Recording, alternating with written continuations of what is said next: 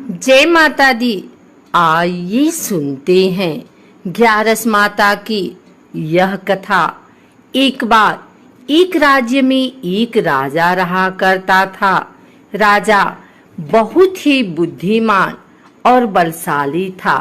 राजा सदैव अपनी प्रजा का बहुत अच्छे से ध्यान रखता था।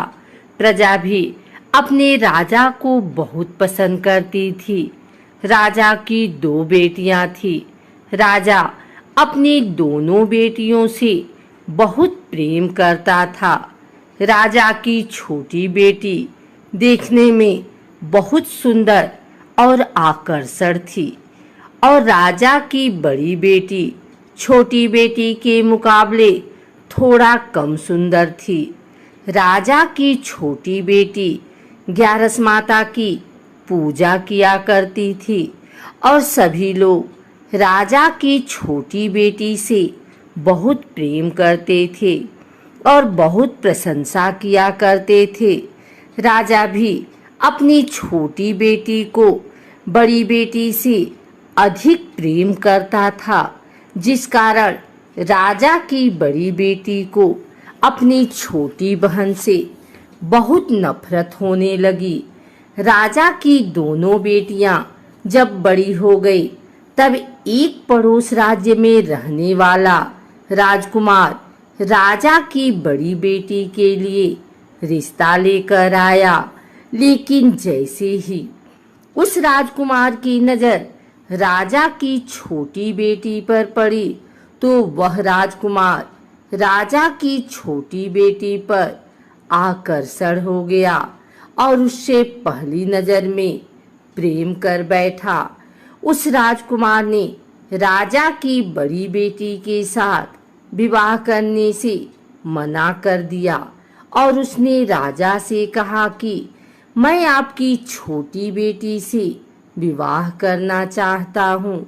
जिसके बाद राजा की बड़ी बेटी यह देखकर अपनी छोटी बहन से बहुत क्रोधित हो गई और राजा की बड़ी बेटी ने अपनी छोटी बहन को अपना सबसे बड़ा दुश्मन मान लिया। राजा की बड़ी बेटी ने अपनी छोटी बहन से बदला लेने का निर्णय लिया, जिसके लिए उसने अपनी छोटी बहन को जान से मारने का प्लान बनाया। राजा की बड़ी बेटी ने अपनी छोटी बहन को मारने के लिए सबसे पहले एक लड्डू में जहर मिलाकर अपनी छोटी बहन को दे दिया और उसको लड्डू खाने के लिए कहा। लेकिन लड्डू खाने के बाद भी छोटी बहन को कुछ नहीं हुआ।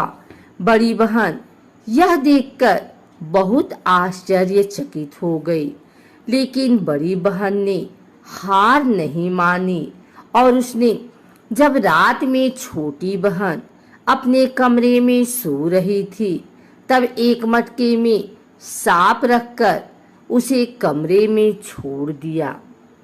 लेकिन सांप भी छोटी बहन का कुछ नहीं कर पाया। जिसके बाद बड़ी बहन ने अपनी छोटी बहन से कहा कि चलो हम लोग कुएं में से पानी भर कर लाते हैं। जिसके लिए वह अपनी छोटी बहन को पानी भरने के बहाने कुएं के पास ले गई और उसने अपनी छोटी बहन को कुएं में धक्का दे दिया। लेकिन छोटी बहन को तब भी कुछ नहीं हुआ, क्योंकि हर बार ग्यारस माता उसकी रक्षा कर रही थी और उधर बड़ी बहन अपने सारे प्रयासों के बाद असफल हो रही थी, जिससे वह बहुत क्रोधित होती जा रही थी। फिर उसने अपनी छोटी बहन के पास जाकर उससे खुद ही पूछा कि मेरी छोटी बहन, तुमको पता है भगवान ने सबकी मृत्यु एक निश्चित समय पर लिखी हुई है और कैसे तुम्हारी मृत्यु होगी, क्या यह तुम जानती हो? तब छोटी बहन ने अपनी बड़ी बहन को बताया कि हाँ, मैं तो जानती हूँ मेरी मृत्यु कैसे होगी। छोटी बहन से यह सुनकर बड़ी बहन मन ही मन बहुत प्रसन्न होने लगी और उसने अपनी छोटी बहन से कहा कि तो मुझे अपनी मृत्यु का राज बताओ। छोटी बहन ने अपनी बड़ी बहन से कहा कि मेरी मृत्यु तो एक तोते में है, जो तोते के गले में एक हार है, उससे मेरी मृत्यु होगी। जब तक कोई भी व्यक्ति तोते को मारकर वह हार अपने गले में पहनेगा तो मैं मूर्छित हो जाऊंगी, और जैसे ही उस हार को अपने गले से उतारेगा तो मैं वापस से जीवित हो जाऊंगी। अपनी छोटी बहन की मृत्यु का राज जानकर बड़ी बहन बहुत ही खुश हो गई और उसने अपनी छोटी बहन को मारने के लिए उसके पालतू तोते को ढूंढना शुरू कर दिया। और छोटी बहन को इस बात का आभास हो गया था कि कोई उसकी जान लेना चाहता है, जिसके लिए वह अपने पिताजी के पास गई और उसने अपने पिताजी से कहा कि पिताजी, मेरी मृत्यु के बाद आप मुझे जलाइएगा मत, बल्कि आप मुझे अपनी पुरानी वाली हवेली में एक पलंग में लिटाकर छोड़ दीजिएगा। अपनी छोटी लड़की की यह बात सुनकर राजा बहुत आश्चर्यचकित हुए। राजा ने अपनी छोटी बेटी से पूछा, बेटी, तुम यह क्या कह रही हो? तब राजा की छोटी बेटी ने बताया, पिताजी, समय किसी के लिए नहीं रुका है, कब क्या हो जाए किसी को कुछ पता नहीं है। और फिर राजा ने अपनी छोटी बेटी से कहा कि तुम ऐसी बातें क्यों कर रही हो? 2-3 दिन में तो तुम्हारा विवाह है। लेकिन छोटी बेटी ने अपने पिताजी को ऐसा करने पर मजबूर कर दिया और उनसे वचन ले लिया। राजा ने भी अपनी छोटी बेटी की बात स्वीकार कर ली और 2-3 दिनों के बाद जब शादी का समय आया तब राजकुमार बारात लेकर राजा के घर आया और राजकुमार और राजा की छोटी बेटी का विवाह शुरू हो गया। जैसे ही राजा की छोटी बेटी राजकुमार के साथ फेरे लेना शुरू करती है, उसकी बड़ी बहन अपनी छोटी बहन के कमरे में जाकर उसके तोते को पकड़ लेती है और उसको जान से मार देती है। तोते के गले में जो हार था उसको अपने गले में धारण कर लेती है। जैसे ही बड़ी बहन उस हार को अपने गले में धारण करती है, उधर छोटी बहन 3.5 ही फेरे ले पाती है और वहीं पर बेहोश होकर गिर जाती है। जिसके बाद राजा ने बड़े दर्द हकीमों को बुलाया और अपनी छोटी बेटी का इलाज करने के लिए कहा। राजा की बात सुनकर वैद्य ने छोटी बेटी को जब चेक किया तो राजा को बताया कि आपकी छोटी बेटी ना तो जीवित है और ना ही मरी हुई है। यह मैं ऐसा पहली बार देख रहा हूँ। राजा ने वैद्य और हकीम को यह बात बाहर बताने से मना कर दिया और उनको कहा कि अगर तुमने यह बात किसी को बाहर बताई तो हम तुम्हें फांसी दे देंगे। राजा ने अपनी छोटी बेटी को पुराने महल में ले जाकर एक पलंग पर लिटा दिया और वहां पर कुछ सैनिकों को तैनात कर दिया। वापस अपने महल पर आ गया। राजा की बड़ी बेटी अपने पिताजी के पास आई और कहने लगी कि पिताजी, अगर यह शादी संपन्न नहीं हुई तो आपकी इज्जत का क्या होगा? आप कहें तो मैं आपकी इज्जत बचाने के लिए राजकुमार से शादी करने के लिए तैयार हूँ। जिसके बाद राजा ने अपनी बड़ी बेटी की बात मान ली और राजा ने बड़ी बेटी को छोटी बेटी के कपड़े पहनाकर मंडप पर भेज दिया। लेकिन राजकुमार यह जान गया कि राजा की छोटी बेटी नहीं है, बल्कि यह राजा की बड़ी बेटी है। लेकिन जब राजकुमार ने शादी करने से मना किया तो सभी लोगों ने राजकुमार को विवश करके राजा की बड़ी बेटी से बचे हुए फेरों को संपन्न करा दिया और विवाह करवा दिया। जिसके बाद राजकुमार राजा की बड़ी बेटी को अपने महल ले गया। राजकुमार राजा की बड़ी बेटी से ना तो बात करता था, न ही उसको पसंद करता था और ना ही उसके आसपास भटकता था। और राजकुमार ने यह फैसला लिया कि वह अपनी प्रेमिका को ढूंढ कर रहेगा और यह जानकर रहेगा कि उसके साथ हुआ क्या है। एक दिन राजकुमार अपने घोड़े पर सवार होकर राजा के पुराने महल के पास पहुंच गया, जहां पर उसने कुछ सैनिकों को देखा। महल के पास पहुंचकर राजकुमार ने जब महल को ध्यान से देखा तो वह समझ गया कि यह तो हमारे ससुर जी का महल है। तब राजकुमार ने सैनिकों से पूछा, तुम लोग यहाँ क्या कर रहे हो और इस महल के अंदर उस पलंग में कौन लेटा है? जिसके बाद सैनिकों ने बताया कि यहाँ पर राजा की छोटी बेटी लेटी है। यह सुनकर राजकुमार बहुत प्रसन्न हो गया और वह तुरंत अपनी प्रेमिका के पास पहुंच गया और उसकी सेवा करने लगा। जैसे ही रात हुई तो राजा की छोटी बेटी उठकर खड़ी हो गई। राजकुमार यह देखकर बहुत खुश हो गया और उसने अपनी प्रेमिका से पूछा कि तुम यहाँ क्या कर रही हो? तुम मेरे साथ मेरे घर चलो।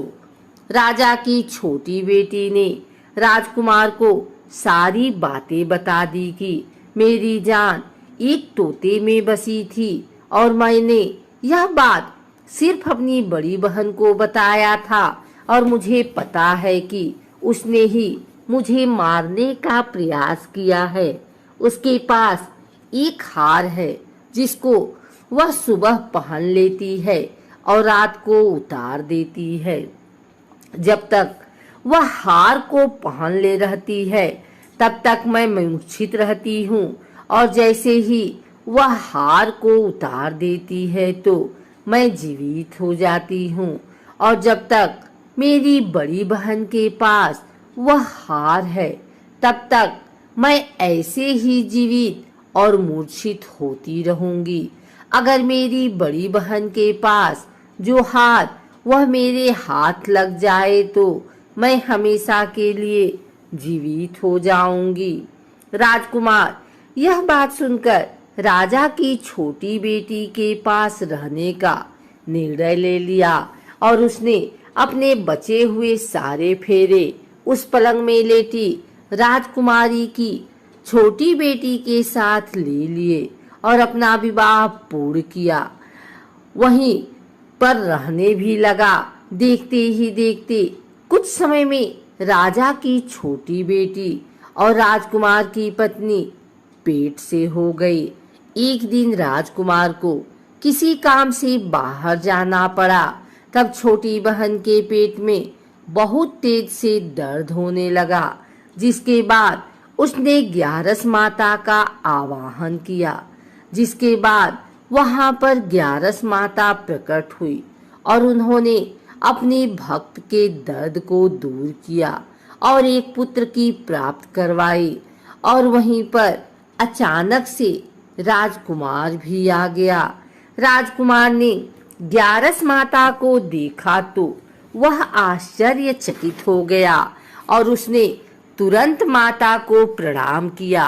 और ग्यारस माता ने राजकुमार से कहा कि जब तुम्हारा 5 वर्ष का बेटा हो जाए तो तुम अपनी पत्नी का हार लाकर इसके गले में डाल देना।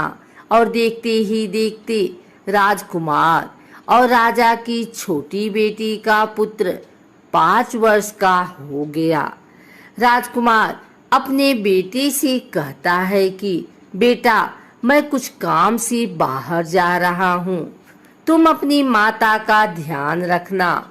और वहां से चला जाता है। राजा को बाहर निकलता देख बड़ी बहन के सैनिक देख लेते हैं और बड़ी बहन को जाकर सारी बातें बता देते हैं। जिसके बाद बड़ी बहन अपनी छोटी बहन के पुत्र को वहां से उठवा लेती है और उसको मरवा देती है। छोटी बेटी के पुत्र के 2 टुकड़े करवा देती है। पहला टुकड़ा चक्की के पास छुपा देती है और दूसरा टुकड़ा अपनी पलंग के नीचे रख लेती है। अब 11 माता भिखारी का रूप लेकर आती हैं। एक भिखारी का रूप रखकर बड़ी बहन के पास चली जाती हैं। जिसके बाद वहां पर भिक्षा मांगने लगती हैं। बड़ी बहन अपने नौकरों से कहती है कि जाकर भिक्षा दे दो। लेकिन जैसे ही नौकर 11 माता को भिक्षा देने के लिए आते हैं तो माता उन्हें मना कर देती हैं और कहती हैं कि मैं तुम्हारी महारानी से ही भिक्षा लूंगी। जिसके बाद बड़ी बहन स्वयं ही भिक्षा देने के लिए माता के पास आती है। तब माता एक बिल्ली का रूप लेकर उसके कमरे में चली जाती हैं और वहां पर छोटी बेटी के पुत्र को कोई 2 टुकड़े को आपस में जोड़ देती हैं और उसे जीवित कर देती हैं। उसे वहां से ले जाती हैं। राजकुमार अपने बेटे को लेकर अपनी पत्नी के पास जाता है और उसे कहता है कि तुम इसका ध्यान रखना। अगर तुम इस बच्चे का अच्छे से ध्यान रखोगी तो मैं तुमसे बात करूंगा। एक दिन राजकुमार अपने बच्चे से कहता है कि तुम मम्मी से उनके गले का हार मांग लो। जिसके बाद राजकुमार का लड़का अपनी माँ के पास जाता है और कहता है कि माँ, मुझे तुम्हारा हार चाहिए जो तुमने गले में पहन रखा है।